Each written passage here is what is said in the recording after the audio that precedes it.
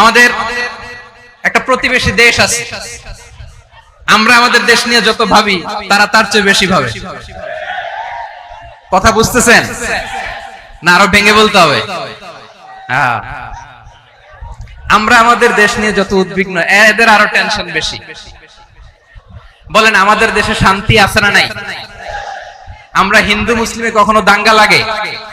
আসতে বলেন কেন লাগে? ওদের পূজা পার্বণে আমাদের মাদ্রাসার ছেলেরা যে পাহারা দেয়, চিল্লায় বলেন ঠিক কিনা? আমাদের তাফসির মাহফিলের সময় ওরা ডিস্টার্ব করে, ঢোল বাজায় না। ওদের পূজা পার্বণের সময় আমাদের তাফসির মাহফিলের ডেট হলে আমরা চেঞ্জ করে দেই।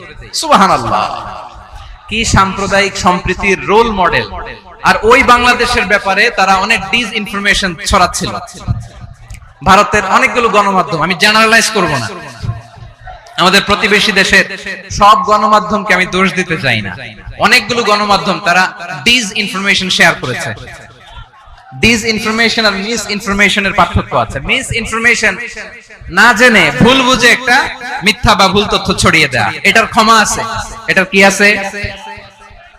আর ডিসইনফরমেশন মানে ইচ্ছা করে, প্ল্যান করে, ম্যাপ করে, ছক এঁকে মিথ্যা, গুজব, রটনা সোশ্যাল মিডিয়ায় ছড়ানো, এটার ক্ষমা আছে?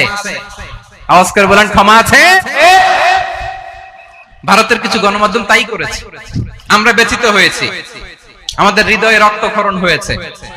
আমাদের প্রতিবেশী দেশকে বলতে চাই, আমাদের দেশ নিয়ে আপনাদের ভাবার দরকার নাই, নিজের চরকায় তেল দেন,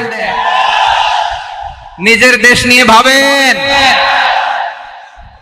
গত মাসের ভয়েস অফ আমেরিকার রিপোর্ট, বাংলাদেশে সংখ্যালঘু জনগোষ্ঠী আগের চেয়ে বেশি নিরাপত্তা পাচ্ছে।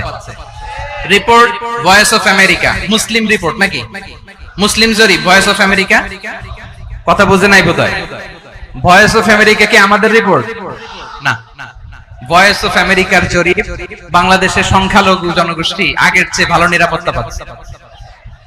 শুধু এখানেই শেষ না, মাইক্রোসফটের একটা জরিপ শোনাই আপনাদেরকে। তারা সারা পৃথিবীতে গুজব, ভুয়া আর মিথ্যা নিউজ ছড়ানোতে কোন দেশ সেরা একটা রিপোর্ট করেছে, এর মধ্যে 1 নম্বরে এসেছে ভারতের নাম। মাইক্রোসফট তো মুসলমানরা চালায় না? কথা বুঝে নাই বোধহয়। প্রতিবেশী দেশকে বলবো, আপনারা নিজের চরকায় তেল দেন, আপনারাও শান্তিতে থাকেন, আমাদেরকেও শান্তিতে থাকতে দেন।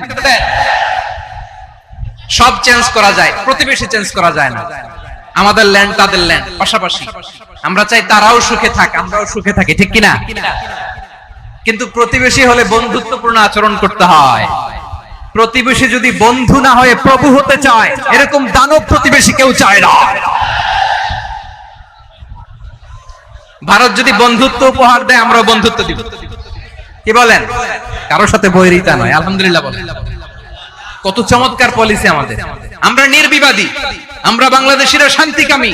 We are proud of that. এজন্য আমরা গর্ববোধ করি। আমাদের পররাষ্ট্র নীতি সবার সাথে বন্ধুত্ব, কারোর সাথে শত্রুতা নয়। তাই প্রতিবেশী দেশকে বলবো, আমার ভাইয়েরা, আপনারাও আমাদের ভাই, বন্ধুত্ব দিলে বন্ধুত্ব পাবেন। বন্ধুত্ব ইজ ওয়েলকাম, দাদাগিরি নয়। বন্ধুত্ব ওয়েলকাম, দাদাগিরি নয়। Loud and clear. ভারত যদি বন্ধুত্ব দেখায়, বন্ধুত্ব পাবে। কিন্তু ভারত যদি বাংলাদেশে আধিপত্যবাদ বিস্তার করতে চায়, বাংলাদেশের 18 কোটি জনগণ সেটা রুখে দেবে। ভারত যদি গৌর গোবিন্দের ভূমিকায় নামতে চায়, দেশের 18 কোটি মুসলমান শাহজালালের ভূমিকায় নামবে।